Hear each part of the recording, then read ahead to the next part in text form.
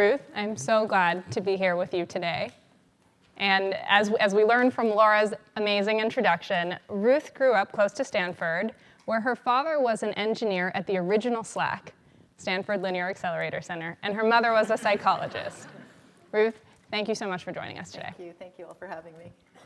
We're all familiar with Google. Just a quick poll. Who here has used Google search today? Thank you all. 100%. How about who here has worked or will work at Google? Wow, awesome. That's 10 or so? Yeah. Excellent. How about who? Start. Yeah. Who here has bid in Waymo or in a Waymo self-driving car? Okay, so 4 or 5. Who here would like to try out a Waymo self-driving car? We're back to 100%. So Ruth, it looks like we have some beta testers for you here today if you need them. Perfect. There's so much to cover, from your early beginnings to Morgan Stanley to now Alphabet and Google. So let's jump in. Before your parents landed here in Silicon Valley, they had a very difficult journey. And your father escaped with his life from Austria in World War II. How has your family history shaped your values? Well, probably the most important thing my father always said is that education is your passport for life. And the reason he said that was very much to your point. He fled Austria, having been thrown out of high school. He was Jewish and was fortunate to be one of the few to get out. His family did not. He was young enough that he was on one of the youth boats, went to Palestine, and as soon as he could, he enlisted in the British Army. And while he was actually fighting in the British Army, it occurred to him that if he ever wanted to live in a place where there was freedom for him and hopefully a family that he would one day have, he needed a skill that people would value. And he concluded that that would be physics. And so somehow while fighting in the British Army, he started to teach himself physics. He sold his cigarettes and somehow got material to teach himself physics. And his fellow soldiers would tease him and say, "You're going to die before you can ever use this." And his answer was always, "I would rather die an educated man." And he told us that story frequently. And it made it hard if we didn't do really well in school, because he was like, "I didn't even have the benefit of all this stuff, so you should do really well." But it was a really important value. One, the importance of education, and two, the gratitude to be in a country where you do have freedoms that so many people don't have. And so those are probably the most profound. My mother was amazing. A psychologist, and I remember as a very young girl, I was born in England, and I'll never forget the day. I was 8, my sister was 6, I know that because it was shortly before we moved back to California, and she said, "You know, it's very important as a woman to have a career." She's telling an 8-year-old and a 6-year-old that, which she thought was a perfectly normal time to give you career advice. But she made the point that every cent she made went to our nanny. She worked, and I think there was part of her that felt this guilt that many of us feel that she was working a lot, but she was also talking about the gratification she got and what it meant for her to be able to work with others and why it was important to find one's passion. So I think they very much shaped who I am, and I'm eternally grateful to them. You took the commitment to education and career, of course, seriously. You graduated with 3 degrees. In 1987, when you graduated from Wharton with your MBA, you accepted an offer at Morgan Stanley to join the Mergers and Acquisitions Group, the hottest role at the time. Within a few weeks of joining, the stock market declined, biggest decline in Wall Street history. How did that shape your experience, or what did you learn from that experience? Well, it was pretty terrifying. I started in August of '87, and October of '87, on a percentage basis, was the biggest decline ever. And so I sort of thought my career was over before it had even started. And when I joined Morgan Stanley, I was of the view that I would only do mergers and acquisitions. Like, I just knew that's what I was interested in. And I would rather leave the firm than do something else. But of course, markets change and opportunities change. And probably one of the most important things is somebody I really respected, who I had worked on a deal with, said, "Hey, we're going to create this new thing. It's going to be covering private equity firms. It hadn't been done on Wall Street before." And at the time, I thought it was a really bad idea, and why would I want to go do that? So I said I would hedge my bet and do it half-time. And within no time realized it was a really exciting thing to do. And it was the first time I realized that if you're working with people who are really smart and take a risk on you. They may open doors that you don't even appreciate are doors to be opened. And I didn't use the word sponsor back then. It probably took me another decade or two to appreciate that's really what I was looking for. But it led me to another place that I hadn't expected. And I think the willingness to be flexible and adjust as the world adjusts, or as you adjust, or as your life requirements adjust, was probably one of the most important things. I didn't have an option, the world changed, but fortunately I wasn't rigid. One of the statistics that comes to mind is that for us, many of us are about to graduate, and half of us switch jobs within 5 years of graduation. And you mentioned a sponsor, or the idea of sponsorship, and you yourself switched out of Morgan Stanley to join Smith Barney following a sponsor. And you've noted in the past that you immediately regretted that move. So help us, how did you recognize and fix your perceived mistake? So I choose to say that period of my life didn't actually exist, but you're taking me there. So Thank you for indulging. So the two of the people I worked really closely with were leaving Morgan Stanley and asked me to go and actually run this private equity coverage group, which seemed like a wonderful step up, and it could be really exciting, but I really loved Morgan Stanley. In fact, my father said he was surprised when I chose to leave because I loved the ethics of Morgan Stanley. That was the word that he chose to focus on. At the time, I was pregnant with our second child, and a managing director at Morgan Stanley in front of me at one point had said to a client, women may come back after their first, they never come back after their second. And I was terrified that what had been a really great career where people were looking out for me might get derailed quickly, because maybe the people I'd been working for, men, because there were so few women back in the day in leadership positions, maybe they got it and they had ethics, but maybe this thing I had heard was more pervasive. And I kept hinting that I was concerned my career wouldn't stay on the pace it was. And nobody quite got the hint, nor did they know I was pregnant, and that's why I was really concerned. And so I left. And after a couple of months, I said, the culture is different, and I want to be back at Morgan Stanley. And I went back, and I actually spoke to the then CEO and said, here's the subtext I never shared openly, which, of course, his immediate response was, that's ridiculous. Of course we want you back. And yet, because 40 people followed after I did, the door was shut. And the lesson to me is, if you're thinking about switching, put everything out there. The worst thing that can happen is someone will tell you, sorry, no, I'm not gonna honor that which you want, and you should go. But you might actually find they do. And if you find that they do, you end up having the choice you want. And if you find that they didn't, you don't have any regrets, because at least you know you tried. The reason I was able to go back is another really important lesson. Of those 40 people, I was the only one who got the opportunity to return. And I think it really goes to this mantra I live by, which is, the world is small and life is long. And so make sure everything you do in a high quality way. And so that enabled people to say, I should come back at a certain point. And I got the call 3 years later. But there was so much in there. And anytime someone's coming and telling me they want to switch careers, I tell them this story and say, put it all out there. Make sure you've left nothing unsaid, because you might be surprised and people might say, you know what, you're wrong and you should come here, or here's a better opportunity here, and you'll never regret it. Thank you. That will be helpful for the 200 of us switching jobs Yes. in a few years' time. So let's fast forward a bit. It's September in 2008. By this time, you have proven yourself at Morgan Stanley many times over, holding many of the titles that Laura read, one of which was Vice Chair of Investment Banking. But also, the economy is tanking. Hank Paulson gives you a call, asks you to please help him save the financial system. Wasn't quite said that way, but Lead advisor to the U.S. Treasury. Yeah, thank you. I need your color, so please. Could you please walk us through that experience and what you learned?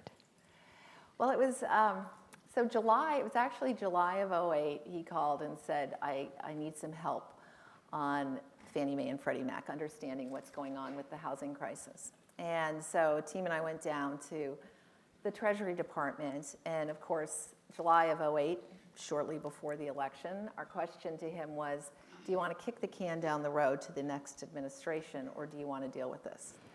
And his comment was, I don't think we have time. I'm concerned there's going to be the proverbial run on the bank. Let me understand when Fannie Mae and Freddie Mac will not be able to fund themselves anymore. And this was a $5 trillion balance sheet in the aggregate, and his concern was, were we at the brink? And he basically said, analyze every component of it. What's the funding? What's the capital? What can we do? What are the options? And that's what we did around the clock until September, looking at what were the alternatives. How stressed was the housing market? What did it mean? What was the risk? What were the options? And it was extraordinary seeing him in action. And there were so many lessons learned. You can't learn while you're in that position. You have to have the team that actually has instinct based on experience. And it really informs how I think about the type of team I pull together. I want to have a mix of people who are extraordinary, entrepreneurial, will walk through any wall because they don't know you're not supposed to walk through any wall, with people who have what I call battle scars. They've seen 3, 4, 5 chapters ahead, and it's that mix that enables you, I think, to come up with creative but implementable solutions. And so we literally went around the clock till September, then announced the conservatorship, as it was called, the path forward for Fannie Mae and Freddie Mac, and went around the globe because his concern at that point was we need to make sure every central bank that holds U.S. Treasuries or these securities understands that we're really protecting their holdings in U.S. Treasuries and what's going to happen with the economy. And came back from that, and that was kind of step one in what continued to be a pretty painful fall. Why did you decide to join that team? It sounds, I mean, you're not one to shy away from work, but it sounded particularly precarious. Well, there was more to it than that, and it sort of goes back to your first question about my parents.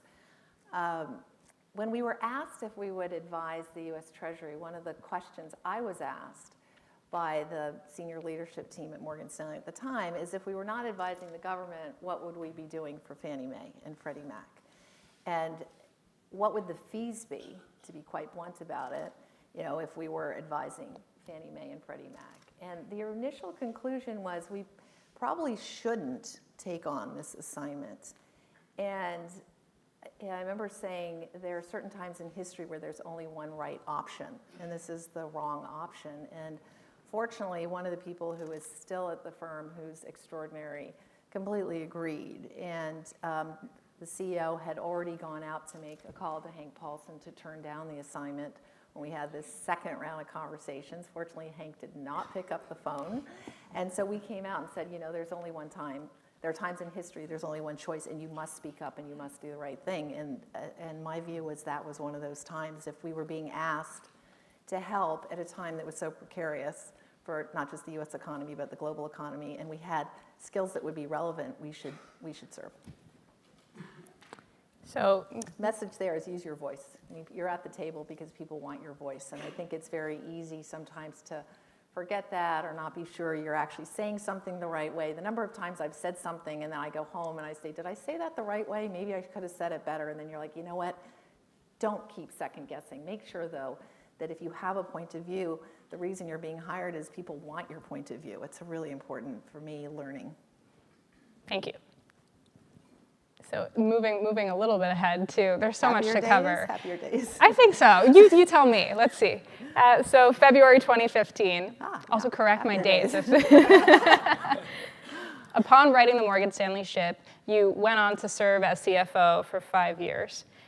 You consulted Silicon Valley executive and coach Bill Campbell about what you might do next. You reportedly told him that you didn't want another CFO job. Correct. I was very clear-minded about that. We'll get to that. What made the Google CFO job different or compelling? So you've got the chronology right. I've sort of gone through coming out of what was a really painful period for Morgan Stanley as well. And we worked over the ensuing number of years to really position Morgan Stanley, I think, quite well. I think the CEO, James Gorman, is extraordinary, and it was wonderful working with him. But I sort of reached that point where I said, you know, I don't want to look back in 5 years and say, why did I do that next 5 years? And what's the next mountain that is out there that's going to be really exciting, that I can be proud of? And to leave Morgan Stanley and CFO there, I'm like, I don't want to just go do that. And so I thought, I knew I didn't want to just do that. I didn't want to be a CFO. And so I went to Bill Campbell, an extraordinary person.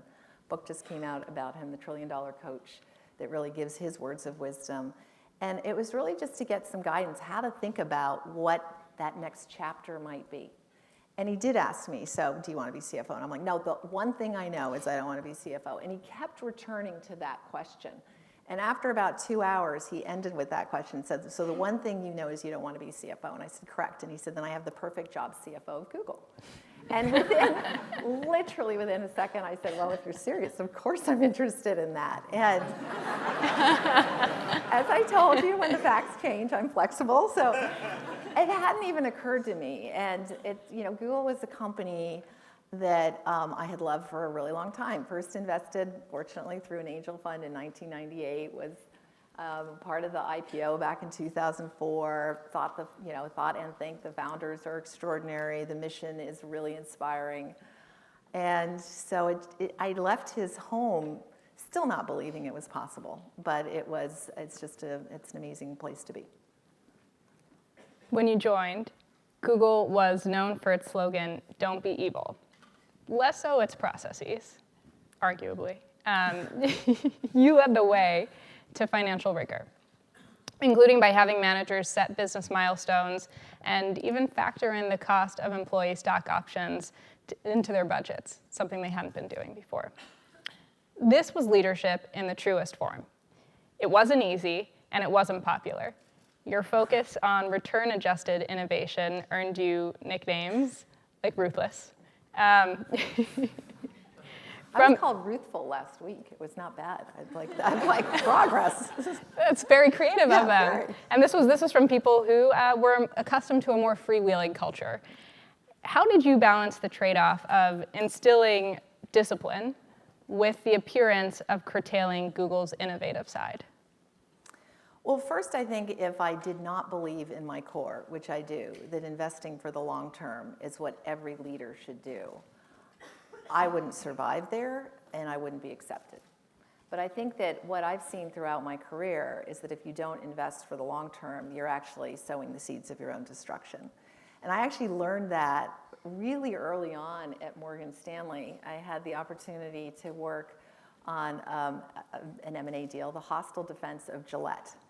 And that deal was subsequently written up in the book From Good to Great. And the reason was Gillette was the subject of this hostile takeover. We were asked to find a way to defend them.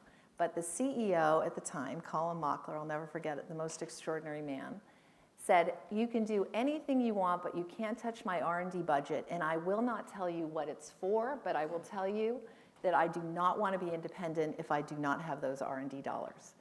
And at the time, it was frustrating. We're like, we need some of it. We've got to have some of it. And he was adamant. We were able to keep the company independent, and only years later, did we learn that was the sensor razor.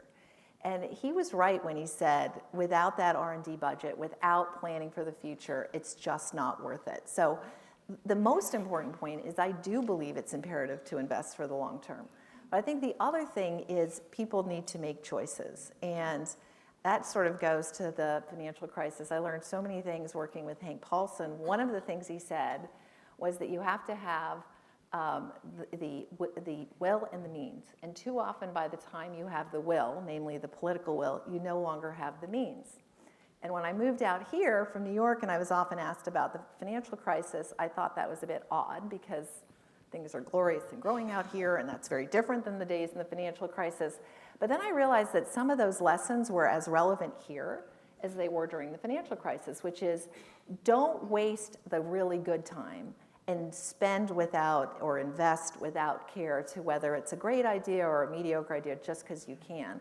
Put your effort behind the things that matter. Make sure that when you have the means, you also have the will. And so all I was trying to do, and have been trying to do, is create the visibility into the data so that our amazing business partners can make the choice. It's not me making the choice. I think that would be grossly arrogant to think that if you're not the product leader, you know how to stack rank all of the incredible things you're working on.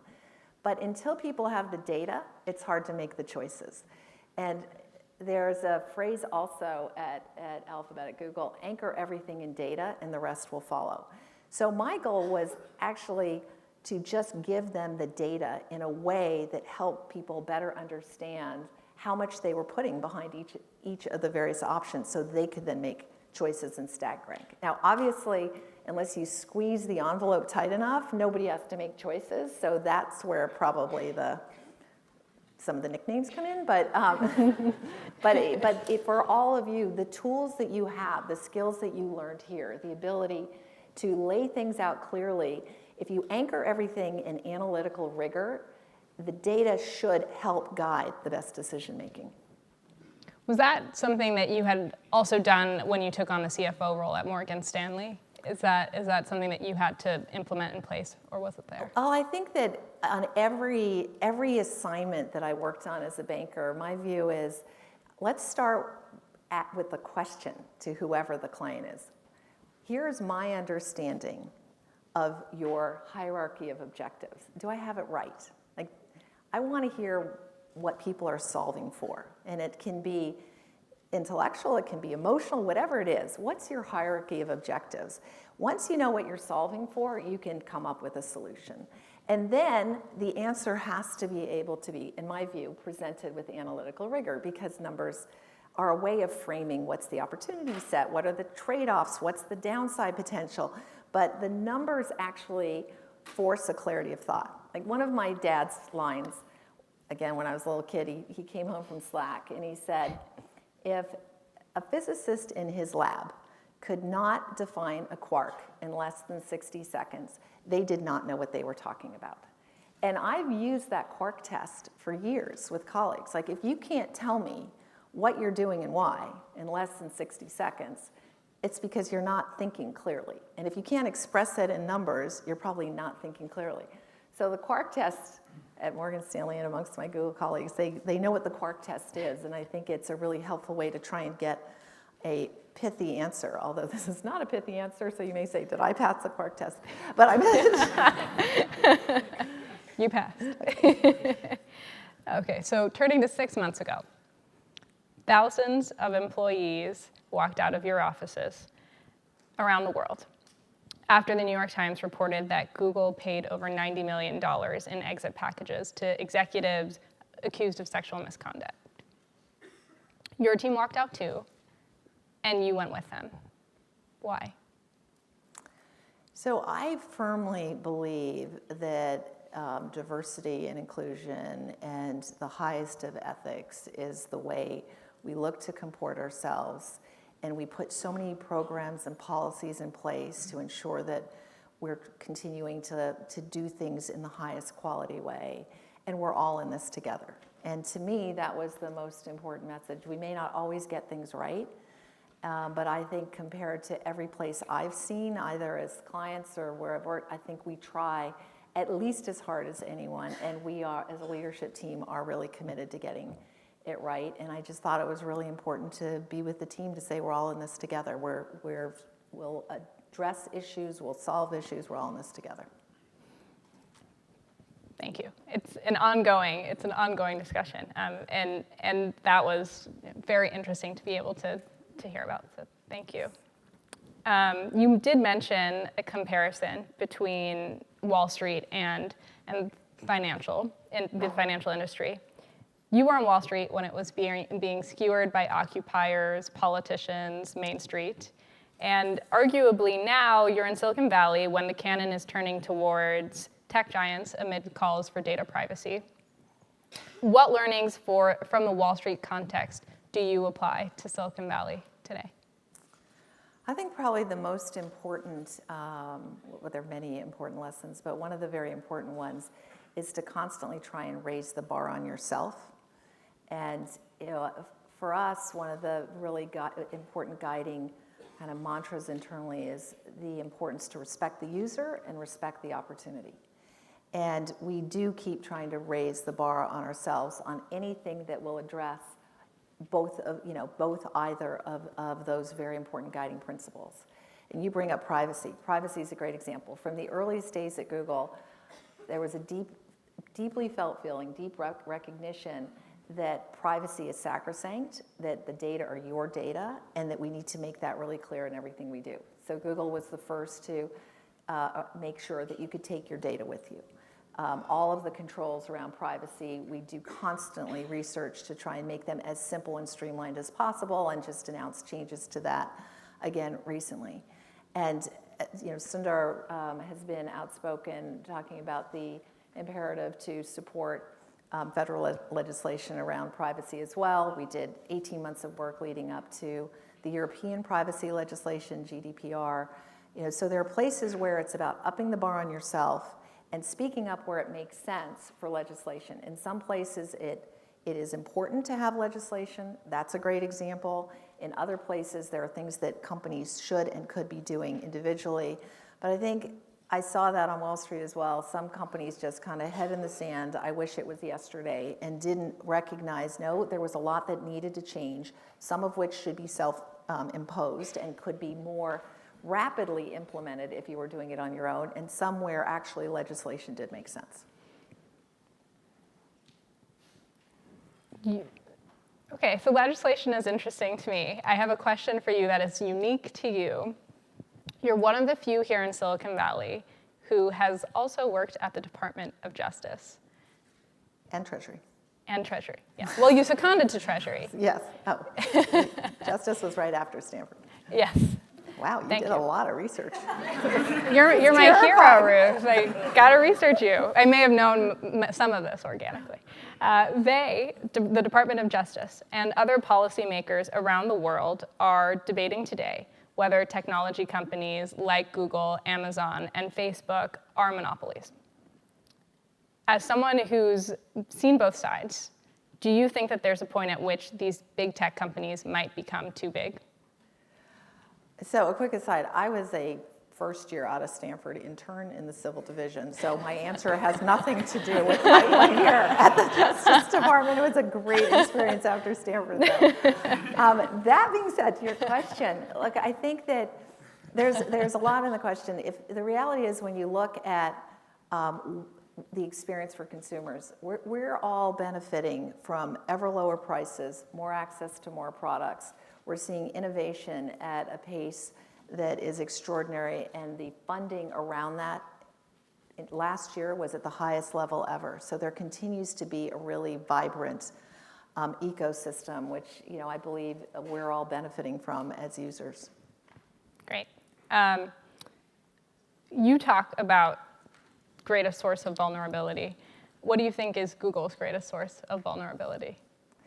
So where that comes from is one of the many lessons coming out of the financial crisis was that it's imperative to identify your greatest source of vulnerability and protect against it in the good days. And for banks, it was liquidity. Without liquidity, you choke. And that's what happened to individual banks, and that's what happened to the financial system.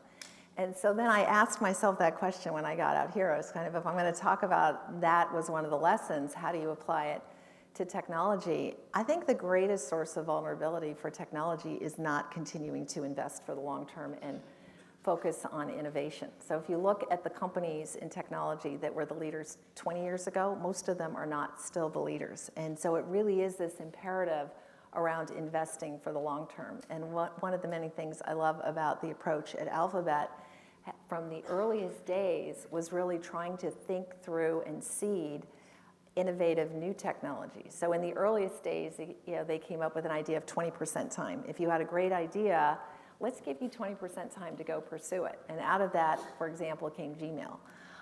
Then was the idea of X, what is now affectionately known as our moonshot factory. Maybe you go do it 100% of the time, and you try and come up with what is that moonshot. That's where Waymo, which all of you hopefully will be in soon enough, but that's where Waymo and our life sciences business Verily came from. And you know, Alphabet in many respects was the third iteration. We tried to come up with a structure. We came up with a structure that said, Google, focus over here and let us really continue to go deeper in what might be those next things that are out on the horizon. But I think it really is about the imperative of focusing on the long term and not getting pulled into short-termism. How does Alphabet, when you restructured it in 2014? 15, thank you. How does Alphabet, when you restructured in 2015, the vision that you had for Alphabet then, how does that compare to what it is today? So time doesn't stop, but I think that the core of it, and Larry said it well in his letter announcing what are the goals for Alphabet, was really to be able to have Google focus on the many extraordinary challenges and opportunities that it faces, and not focus on kind of the next set of things that are being done in other bets, and enable Larry and Sergey to go really deep there. And so that's what we've been living. I have another intersectional question for you, because you have this old hat of being a star investment banker, and now you have this recent hat of leading this amazing company as the CFO. What do you think of the Uber IPO?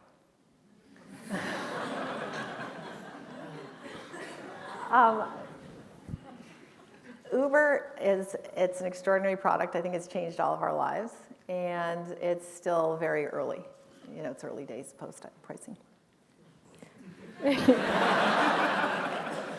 Okay, now turning to you as a leader, Ruth. Thank you. Ruth has seen 750 tech IPOs, is that right? I haven't counted them all, but it's been a lot. Oh, I've been counting. So,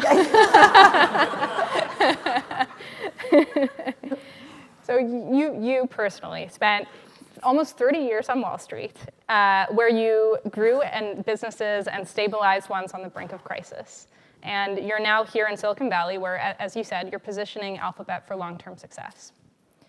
What traits do you have that enable you to be successful in two very different worlds?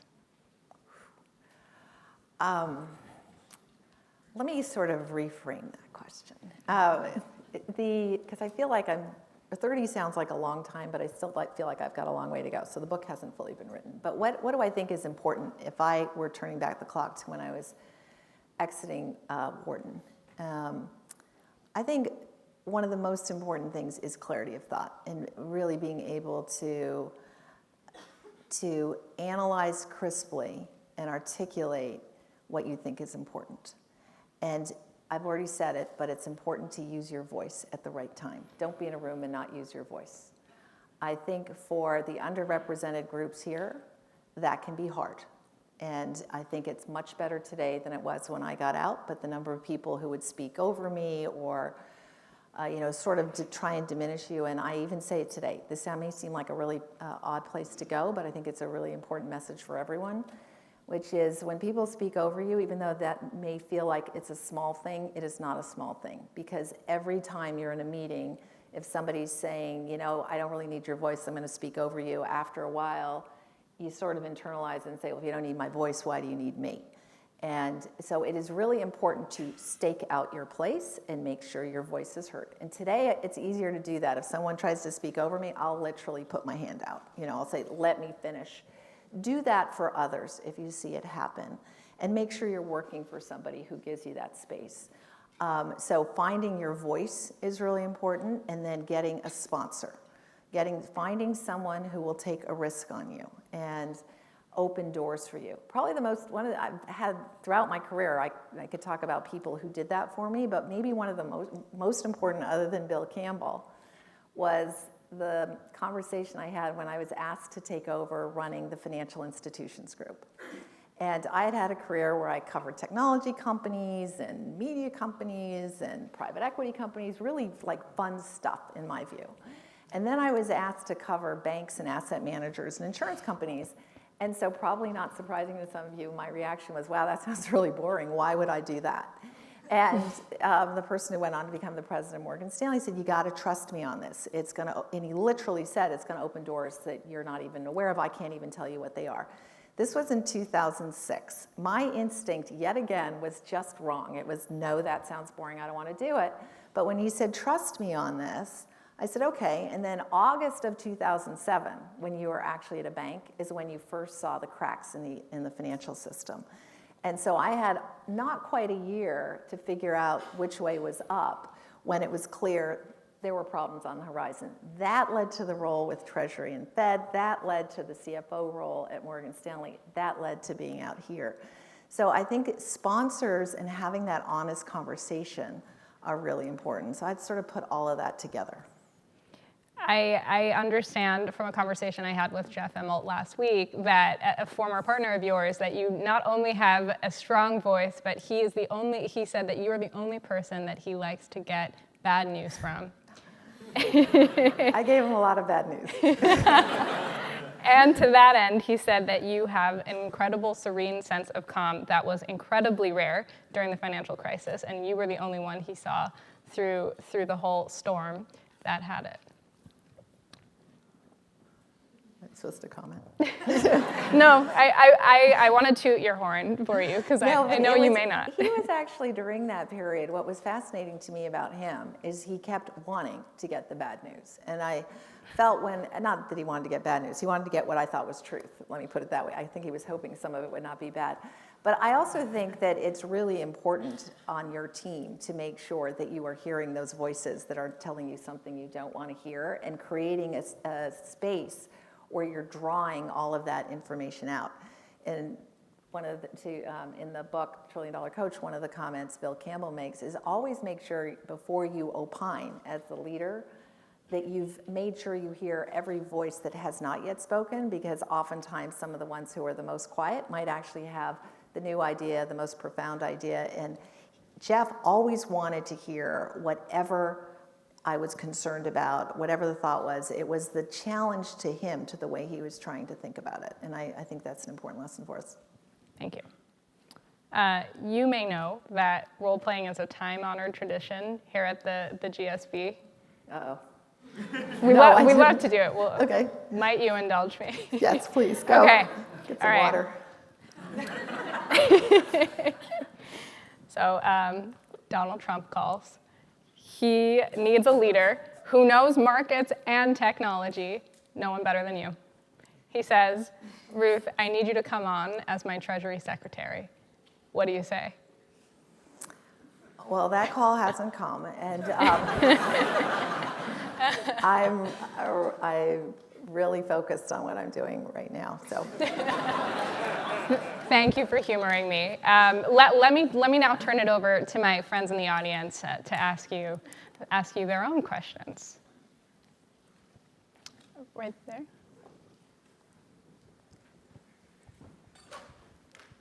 Hi, Ruth. Thank you for being here today. You spoke a lot about having a good sponsor. What were the things that you looked for in a sponsor that you identified? Someone who was smart and extremely ethical. So when they were solving a problem, they were thinking about what I also needed. It wasn't just being expedient and solving one of their problems. Somebody I could learn from.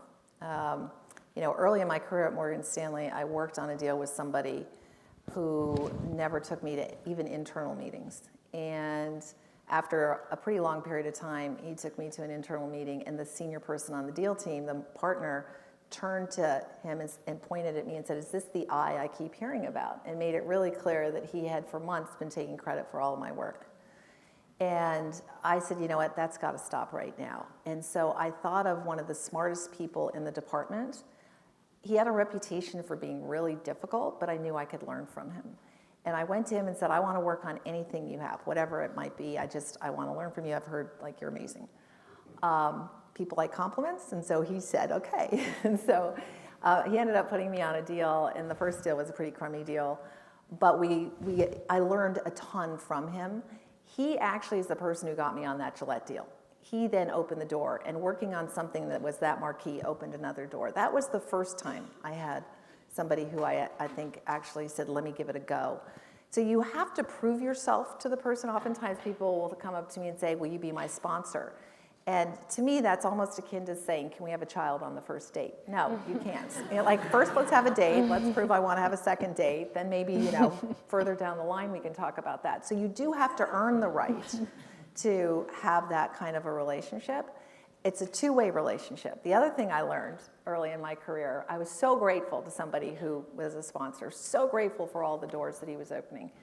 And then I realized, you know what, he's getting at least as much out of this as I am, because I'm great operating leverage for him, because he's giving me stretch goals, so I'm super excited. I'm like learning. I'm like, it's amazing to be in a position where you're feeling like you're growing. So it's really a two-way street, and recognizing that as well. But to your question, you earn it, and make sure the person's really smart, respected, and super ethical.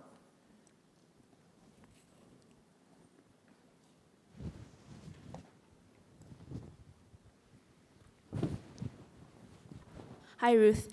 You have a lot of very unique experiences, not the least of which having been worked both in the private sector, at the Treasury, and during the financial crisis. Presumably, you also interacted a lot with academics who were also advising the government at the time. How would you compare and contrast the different ways in which the government, the private sector, and the academic institutions lead and shape our world? It's a great question. Look, for me, one of the most important things is to find a place where you care about the mission of the organization you're a part of, whether it's in the public sector or the private sector. Being mission-driven is a critical element of it. What was intriguing when you're working with the public sector is that oftentimes it's tough to look at, you have different constituents who are judging what are the outcomes, and you need to balance sort of perception elements as much as the content elements of it. How is it going to land, because you have so many public constituents that are looking at what you're doing. But I think in each instance, if I go back to the work at Treasury, what were the key elements? It goes back to exactly what I was doing with private sector clients.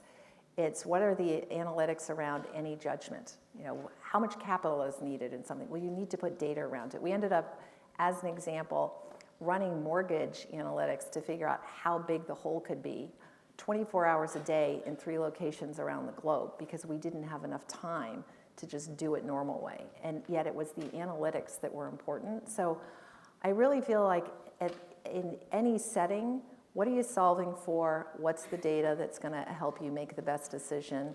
And who can you pull in for the best advice? And this instinct based on experience, whether it's academics, public market, private market, is what's needed. Hank Paulson, on these weekends we were down there, he literally would pop in and out of our conference room with ideas. And those ideas, it was because he had instinct based on experience. And we were just looking for whatever the least worst solution was. And so it was this mix of public-private that actually helped inform how do we move forward. So I'm not sure if I've fully answered it, but I don't view them as distinct, because it's problem solving for something that's important. Hi, Ruth. I had a question around the large bets that Google continues to make. So Google consistently has obviously played a role buying large companies, YouTube, Android. And over the past few years, maybe has invested less so in some of these transformational bets. I would be curious to know, as Google continues to grow and the core business continues to be something to think about, do you think transformational bets are important, whether acquisitions, strategic investments, or another strategy? I absolutely think, as I've said a couple of times now, investing for the long term is imperative, and it needs to be of a scale that matters, that can make a difference, that can really improve lives. And so you're framed the question well, which is bets, both organic and acquisition. And I think both are fruitful. We're investing quite aggressively in a number of areas that we do view as important long-term opportunities for us. So one of the most exciting areas is what's going on with the cloud right now. And we may have started later than we should have, but we have the core engineering pillars that are critical. It's the technical infrastructure, the data analytics, it's security, it's collaborative tools, it's the machine learning opportunity. We needed to bring it together, and we're investing meaningfully because our view is that we're very early globally in this move to the cloud, and it's an absolutely transformative one. It opens up new opportunities for every business as they think about what are the efficiencies and tools that they can benefit from. And so that, as an example, is a really important area. You look at the way we're all using devices today, and how do you think about what are these home devices? Kind of searched, it's desktop, it's mobile, it's also what are the home devices that one has that enable you to get whatever you want from, for us, the Google Home, and hopefully you all have it, listen to music, get recipes, do whatever you want to do, phone calls. So these are, that our hardware effort is important. What we're doing with YouTube and subscriptions and YouTube TV is important. What we're doing with Waymo is important. We're doing a lot in health, which is probably one of the most exciting areas when you think about applying machine learning. So absolutely, when we look at it, we've got an extraordinary business in what we're doing with search. We're continuing to build on that through investments in machine learning. And then we're layering on some newer areas. And if you're going to continue to invest for the long term, you need to keep seeding those. They don't need to all be acquisition. We do a lot of acquisitions, but you need to keep thinking about where the world can go or where you want to take it. Great. Oh, one last question, please. Ruth, I used to do one of those long bets at Sidewalk Labs. Oh, cool. And, Can people hear you, though? oh, maybe not. The Oak Hole was Sidewalk Labs. Yes. Could you Wait, talk the about... mic's coming.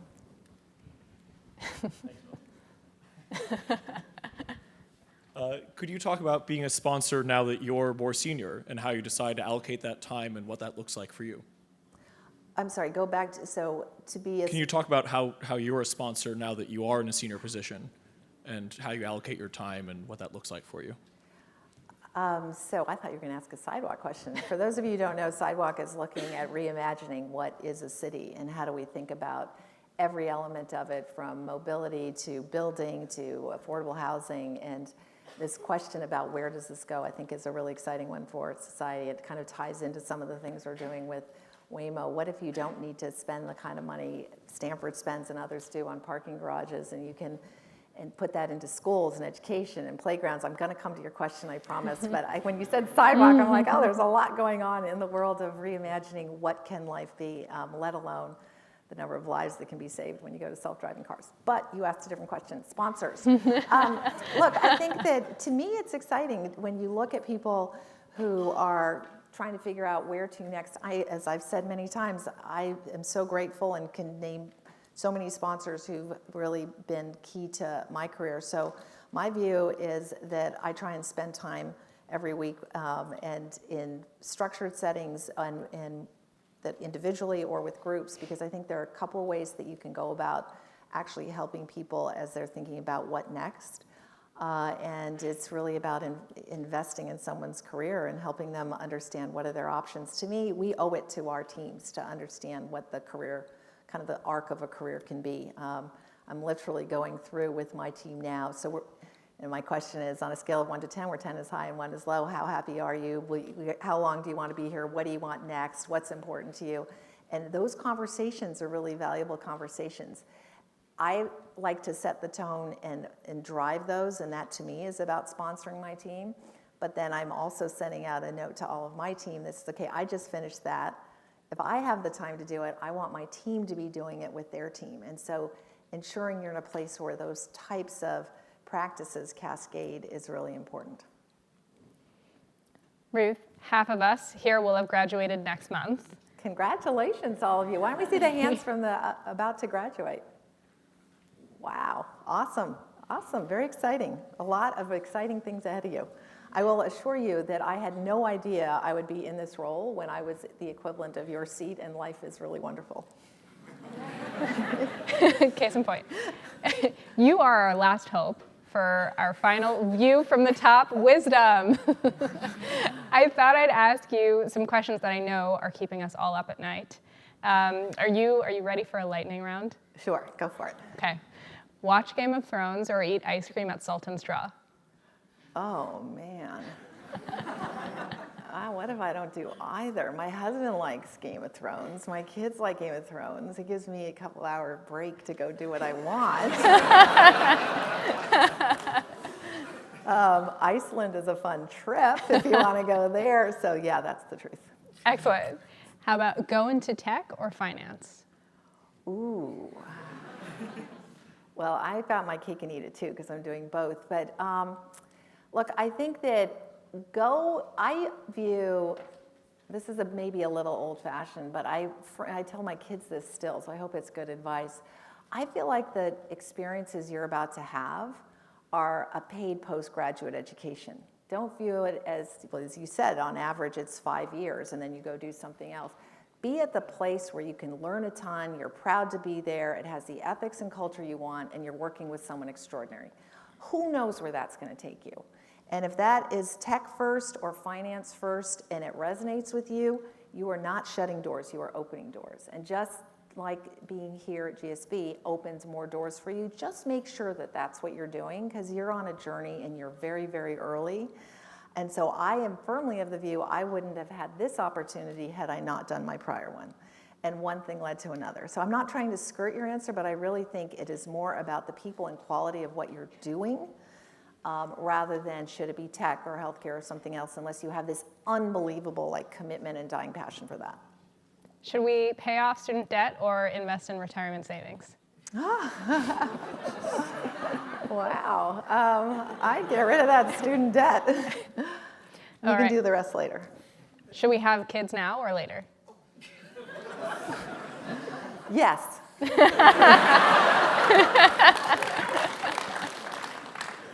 Should we join a company or found a company?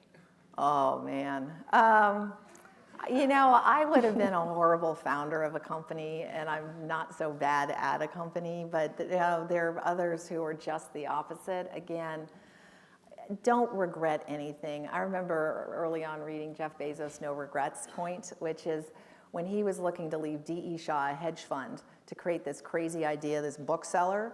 I think his parents said to him, "What are you doing?" That, I don't know if he'd paid off his student loans at that point, but he said, "I don't want to have regrets. I'd rather try and fail than never try at all." So I think the regrets analysis is actually really good. Don't ever regret something. You've got plenty of time. Big data or bite-sized data?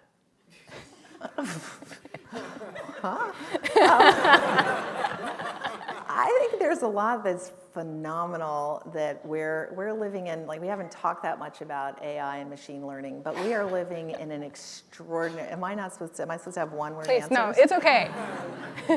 We're living in an extraordinary time. When I look at what AI, machine learning, and building on data can do, it's not only the fun stuff, like if you were using one of our Pixel phones and our photos, Google Photos, you can take pictures and sort by person, by hug, by whatever you want. You can go to any country and translate into any language. But you also, to me, what's super exciting is what's going on. I've already mentioned it with healthcare.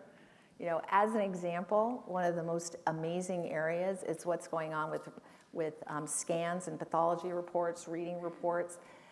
In the area of breast cancer, we've just recently had this extraordinary breakthrough where the accuracy of diagnosing stages of breast cancer is meaningfully better with the tools of machine learning. And as an example, I think it's in 1 of 4 instances when doctors are reading pathology reports, over different periods of time, they change their diagnosis of the staging. Staging is critical because it tells you what kind of intervention is needed, how far along you are.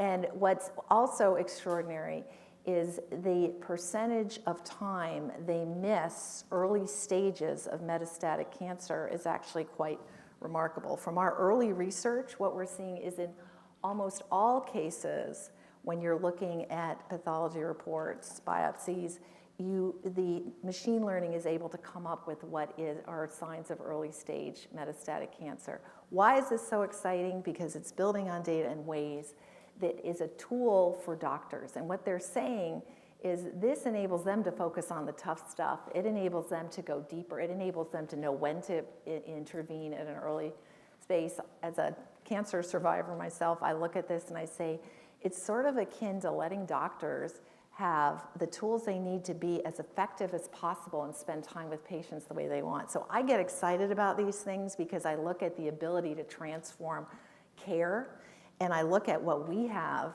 being at Stanford or what I had being in New York. It's amazing. Not everyone around the world lives in places as extraordinary as this, and so really to provide that kind of access to quality diagnosis, amazing. One more story. I was with a doctor recently, and I asked him about this, and he said, it's amazing the ability to see what's going on in my patient's body on a continuous basis rather than just the 15 minutes or 30 minutes they're with me. I am that much better. And so I look at that and I say, we're living in an amazing time, and to be able to leverage this the right way to address whether it's healthcare or deaths on the road from cars, one thing after another, it's pretty extraordinary what we're able to do. And I think we're going to look back on this and say, wow, it's like, how much more can we apply? Ruth, thank you so much Thank for you joining all for us today. having me. Thank you.